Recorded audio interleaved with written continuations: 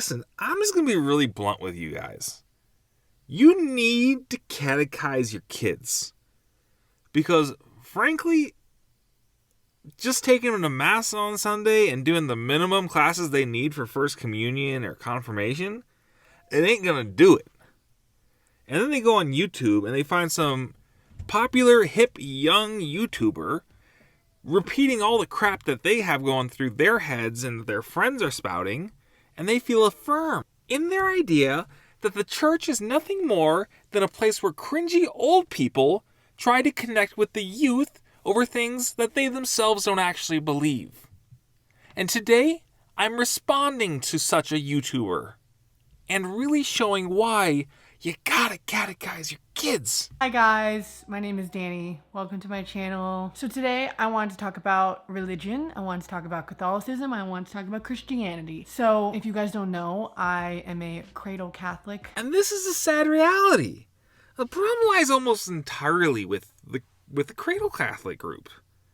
And I love you guys. I know there's a lot of you who are super passionate on fire. But I get all these Catholics who are like, don't worry, your post-Protestant conversion excitement is going to go away.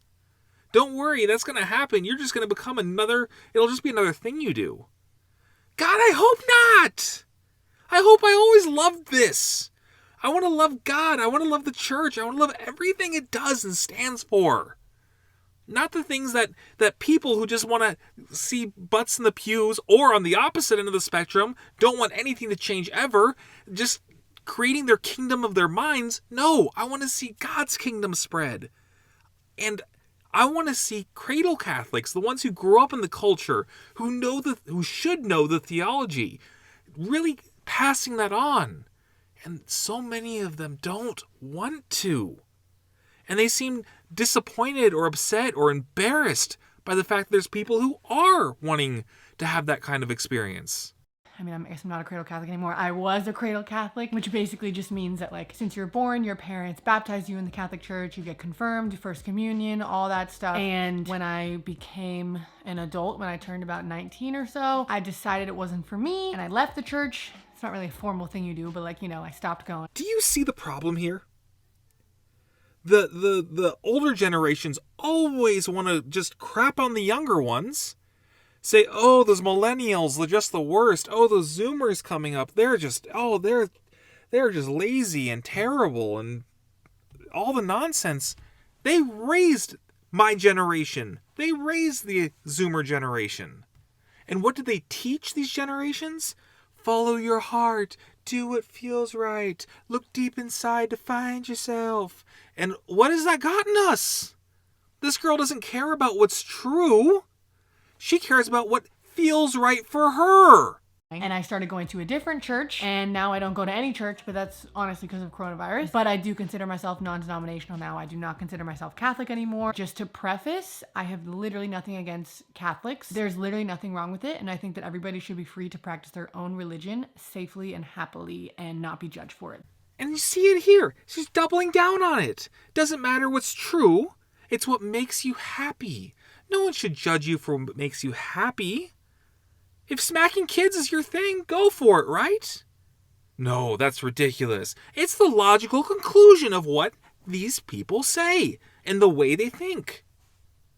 You've got to teach your kids that truth matters. Let's just start from the beginning. So if you guys don't know how the Catholic Church works, I thought I would explain it briefly just so you can kind of understand my mindset. So basically, there are certain sacraments is what they're called, like baptism, First Communion is what it's called. There's confirmation, there's marriage, and there's some other ones I don't know all of. Truly, I hope your parents are as proud of you as they are of themselves for that great job of catechizing you. And if you're 19 years old and you're saying, I'm going to leave the faith of my parents because I'm a grown-up and I can do what I want, you should just take the time, pump the brakes, and figure out what is true. Do the actual legwork before you just go off half-cocked. And I say this about any religious group. If you're Baptist, or even if you're Jewish or Muslim or Hindu, if your parents raised you a certain way, think to yourself, why did they raise me this way? They must think it's true. And you have a responsibility to figure out what is true. not what feels good. So when you are born, you are supposed to get baptized. And if you don't baptize your baby in the Catholic Church, that's like against the doctrine, right? Sometime in about elementary school, then you get your first communion, which is basically like the first time you receive the Eucharist, which is the bread and wine that they have. And then you get confirmed, which is like when you become like an official adult member of the church when you're sometime in high school. And every single one of these like steps that you do throughout your life as a Catholic, they take a pretty long time. You do classes, you learn about why you're doing it. It's very educational. It's a pretty cool process. Oh yeah, it clearly worked really well for you. It was super cool. And when you weren't sleeping, I'm sure you heard lots of stories about how to make the church relevant to your daily life. So basically, if you don't do the certain like set of things, then you're not like considered a part of the church. Like technically, obviously, people love everybody. There's lots of Catholics I know who really don't care what other people do. But in like the church's eyes, there's certain things you have to do to be considered like a Catholic. No. The church expects you to follow the rules of being a Catholic in order to be considered a Catholic? How close-minded of them. I was one of those people who did all those things, right? The only thing I did not do was get married in the Catholic Church. And that was something I never thought I would do because growing up, I was always like, I'm going to find a Catholic guy. We're going to have Catholic kids. We're going to go to church every single Sunday. I was very into it and I was very serious about it. Well, you couldn't remember the sacraments, which is okay. Sometimes I draw a blank and can't remember them myself. But you couldn't even be bothered to look them up for this video that you're making. So how into it could you have really been? Nothing in this video indicates that you had any kind of interest in actually learning about the Catholic faith. Maybe you enjoyed going to Mass. Maybe you enjoyed praying the rosary with your family on occasion. But any real deep pursuit of the church and of Christ? I can't judge too much off of this video, but based on this video, it's just not evident. So where did my doubts begin to start? Because I kind of grew up just always liking it. I wasn't like super passionate about it. You just said you were super into it. Now you're saying you weren't that into it.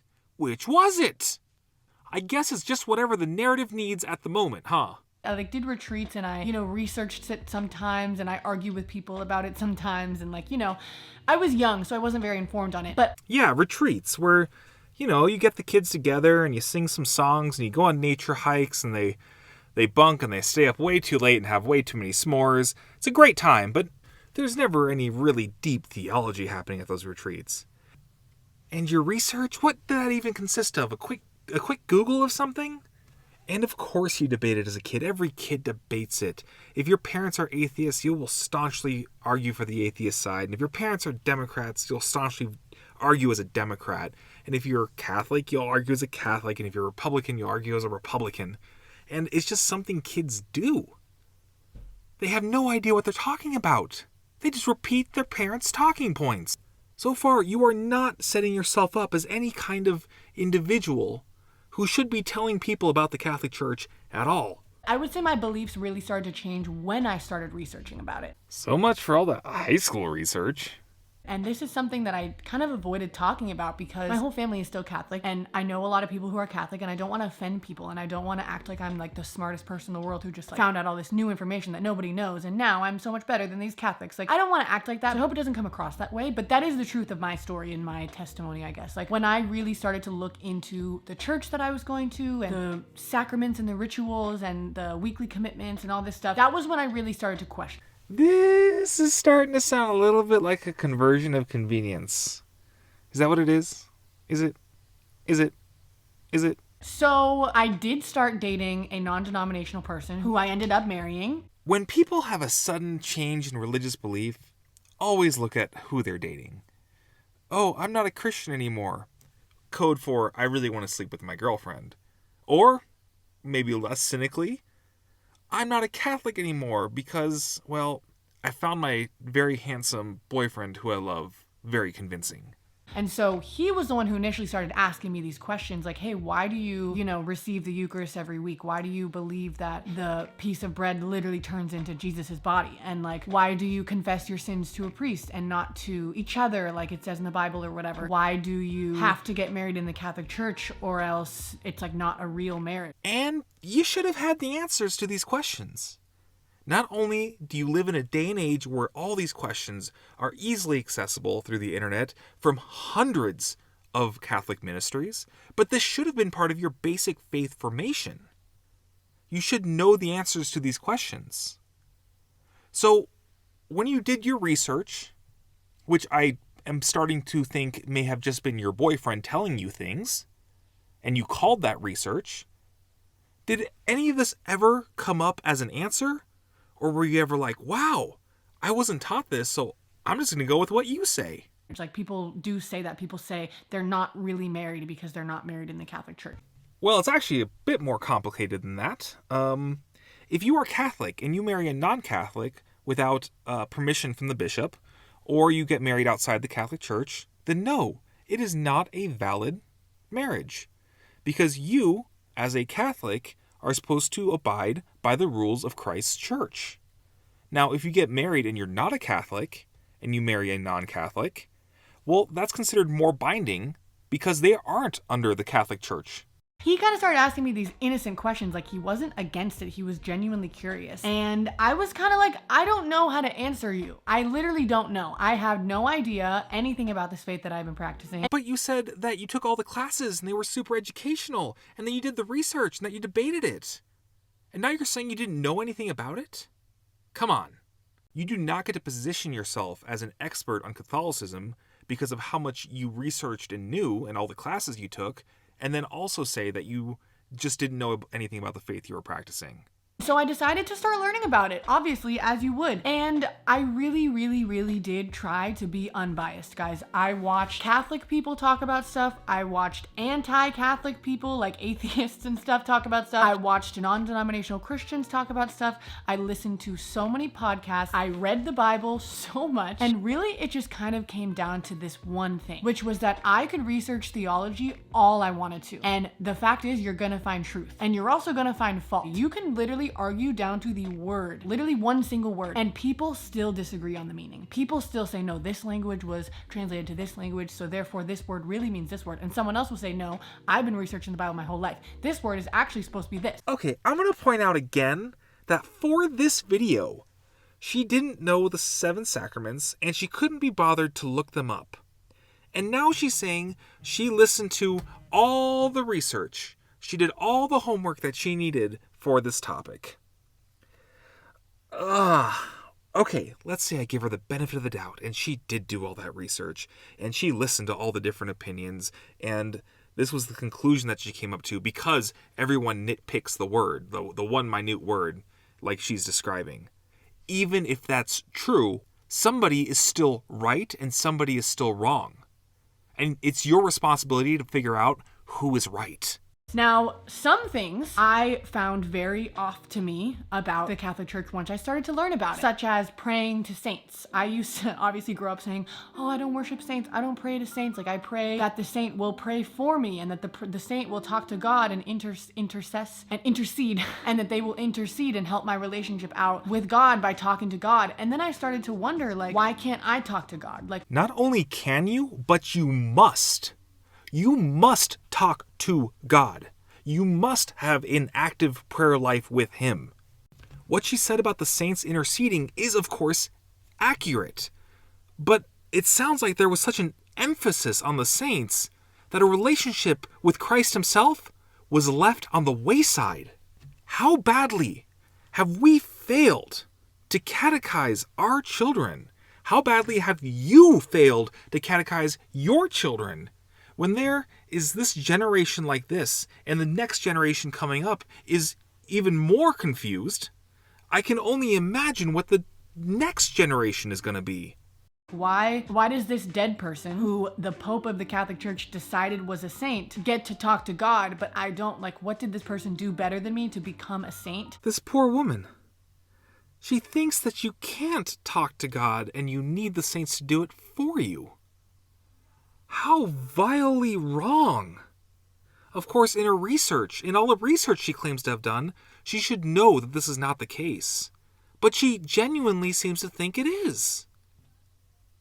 And profoundly, she doesn't even seem to realize what a saint is, or how people are recognized as saints. It's a whole process to become recognized as a saint. And what did the saints do better than you?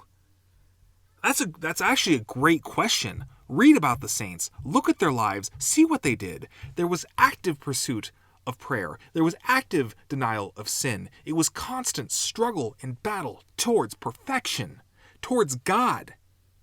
That's what made them saints. Can you honestly look at yourself and say that you have ever in your life done the same? I'm sure you can tell my snarky humor is notably absent in this video because this video is truly just deeply sad. How can she not understand the most basics of the faith she was raised in?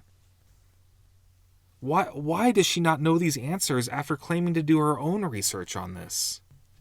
The reason why you can pray to the saints and ask them to intercede for you is because they are in heaven with God. They have a more perfected relationship with God than we do.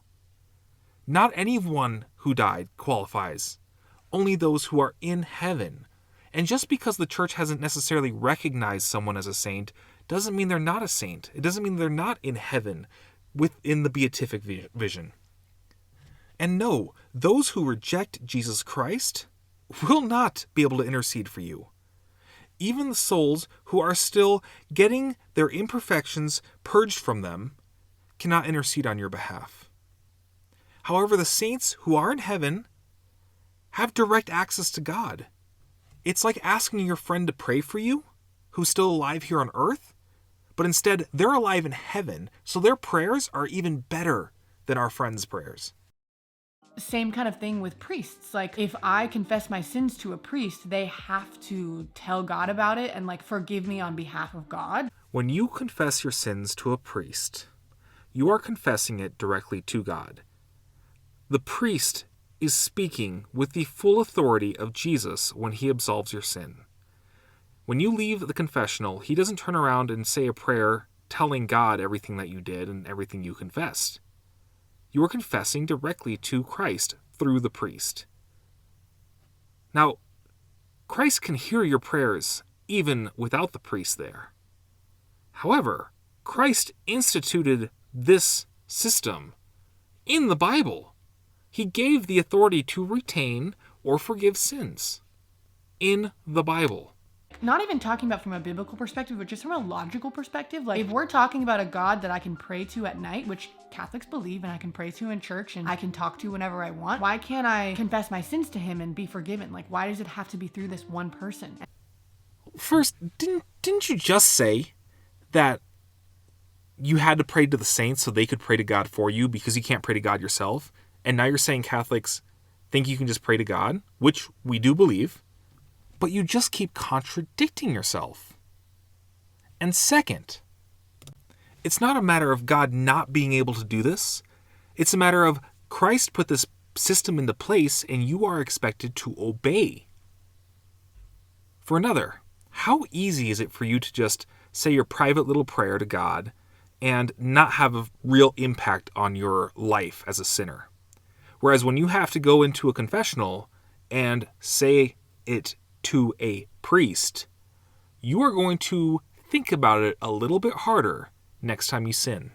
And like, why can't I pray to a saint and their prayer to God means more than my prayer? I don't want to sound aggressive right now. I hope I don't. I'm just trying to be straight. Frankly, because the saints have a much better relationship with God than you do. Even amazing human beings. Even take a saint like who's really popular right now, Padre Pio, who lived the life of a saint. Like, you point at him and it's like, wow, that guy, no doubt, was going to be a saint when he died. But his relationship, living that life on earth, was not as good with God as it was when he had the beatific vision, when he actually died and entered God's presence. That's a big difference. And don't worry about sounding aggressive. Be much more concerned about how ignorant you sound. Forward. Those were my honest thought processes, and nobody can answer me. Well, that's a lie. Either you didn't look for answers, or you didn't like the answers you got, or you simply disagreed with the answers. But the answers are there. Like I was reading all these things and it was just like, well, it's this and this and da-da-da. And then somebody else would say, no, actually in the Bible, this is wrong. And this doesn't say this. And this is mentioned nowhere in the Bible. And, you know, confession and praying to saints and the Eucharist being turned literally into Jesus's body. Like a lot of that stuff from my research was not in the Bible. And like if it was very misconstrued. Well, just because someone says, oh no, it's not in the Bible, da-da-da, doesn't mean that it's not in the Bible. This poor girl has no idea what research even is. Yes, the Eucharist is all over the Bible. It's in Genesis. The Eucharist is an unescapable facet of the Christian life. What this frankly sounds like is your boyfriend wasn't going to convert, so you had to. And that was my own finding. The hell it was. Right? But I'm sure there's a lot of Catholics who can comment on this video and talk my ear off about why I'm wrong. Like, I'm sure that's the case. Yes, it is the case, because you're extremely wrong, and you don't seem to care that you're wrong. Because the fact is we're humans, and we're never going to be able to talk to God. We can't call him up and say, hey, God, what's the right religion we should be practicing? Okay, based on that, I guarantee you, if her boyfriend had been an atheist, she would be an atheist. If her boyfriend had been Muslim, she would be a Muslim. She is just trying to justify her change in religion. I don't mean that in an academic sense. And so what it came down to for me was just what makes me feel closer to God. It doesn't matter how it makes you feel. I don't need to argue with Catholics. I don't need to argue with Lutherans. I don't need to argue with Presbyterians. Like, I don't need to identify with any religion and I don't need to argue about it. I just need to do what is going to bring me closest to God. And you think rejecting the church that Christ founded and put in charge, you think that's going to bring you closer to him? Rejecting his bride? And what feels right to me. It doesn't matter how it makes you feel. Because I am a believer that God gives us our gut and God gives us our brain. So why do you only use one of those things? And the things that we feel are right or wrong, the things that don't sit right with us, we don't have to ignore that. Like, for example, saying that God, loves all the homosexual brothers and sisters, but he just doesn't support their lifestyle, which is what a lot of people would You mean like the authors of the Bible? say. He still loves them. He just doesn't want them to get married or have intimate relationships with anybody. He basically wants them to die alone, but he also loves them. That doesn't make sense to me. What about those people who aren't married? Should they just sleep with whomever they want? What about people who are married and they just don't love their spouse anymore, or they're not happy in their marriage? Should they just be able to sleep with whoever they want because they shouldn't be alone? Would that make you feel better? It doesn't matter how it makes you feel. I don't get that. I think that God loves us and he wants us to be happy. For someone who a minute ago was so concerned about what it does and doesn't say in the Bible, show me where that's in the Bible. And by this logic, we should just empty all the prisons because most of them were just doing what they thought would make them happy. The main reason why I left Catholicism. This is literally the third reason she's giving as the reason she left the church. And sure, I recognize it's not all black and white, but changing your story 3 times in a single video is not a good look. Is because I did not want to be in the structure of a church anymore. So for all that talk about all the research that she did, it was all about her dating a non-Catholic, and she figured the church would not give her permission to be with this guy. So rather than submit herself to the authority that God has placed over her, she decided to be in active rebellion. Catechize your children. They might still leave the church. I have 2 kids that I pray do not leave the church when they reach adulthood. But if they do leave, it will not be because I failed to teach them. I don't think that that's what Jesus intended. I don't think that when he was on earth, just preaching to everybody, accepting everybody, loving everybody, no matter if they were baptized or not, no matter if they went to church with him or not. You mean the Jesus who said he wouldn't throw food to the dogs? Or the Jesus who said that he came to divide families and not unite them? The Jesus who said that he would set the world on fire? This Jesus? You think that's what he meant? Never mind the fact that Jesus didn't establish baptism as a sacrament or establish his church until his resurrection. I don't think that his intention when he left Earth was to form this really intense structure of you need to do this, you got to do this, you got to do this, and you have to do this. And if you don't do these things, you're not a member of my church. Except that's literally what he established before he went to heaven. I actually think that it was the opposite. I think that he was going around to sinners and sex workers and murderers and tax collectors and all these people, and he was saying, hey, I want you part of my church no matter what. I love you. I want you to hang out with me and talk to me, and I want you to get better in your life, and I want you to fix your problems, and I want you to do all those things. What in the Joel Osteen was that? That was absolutely not what Jesus did. Jesus was constantly calling people to repentance. He spoke way more about judgment and fire and hell than he ever did of heaven and being with God. Girl, why did you pretend to have read the Bible? Why did you pretend to have done any research? You are a liar, and you've convinced yourself. I think you've genuinely convinced yourself you're telling the truth. With me and through me. I don't think it was, hey, you need to check off these boxes, and if you check off these boxes, then you can be a part of my church, and if not, you can't be a part of my church. One of the biggest themes in the New Testament is figuring out which boxes you're supposed to check to be part of the church. And again, not that most Catholics believe that. I actually think most Catholics are pretty flexible with their beliefs. Unfortunately, at that point, there's really no more arguing with her. Most Catholics are way too flexible with their beliefs. Please, know your faith, know it firmly, catechize your children. If you like this video, like, share, subscribe. Sorry I was missing my usual humor. This time around, this video was genuinely depressing, and I feel for this poor girl. And I feel for all those people, literally hundreds of thousands of people, who have watched her testimony, as she calls it, and are being led further away from the church. It is truly depressing. But like, share, subscribe, comment. If you didn't like it, give me a thumbs down. Just let me know why in the comments. And as always, thank you so much, patrons. I love you guys. It would not be possible to do without your help. So thank you, and I will be more timely with the uploads. I am wrapping up this book. It's at the editor now. Hopefully he says, all right, good to go. And if that's the case, I will send you patrons a copy. To be eligible, you just have to be a patron at the time of publication at $15 or above. So until next time, thank you again, go to confession, and remember, It doesn't matter how it makes you feel.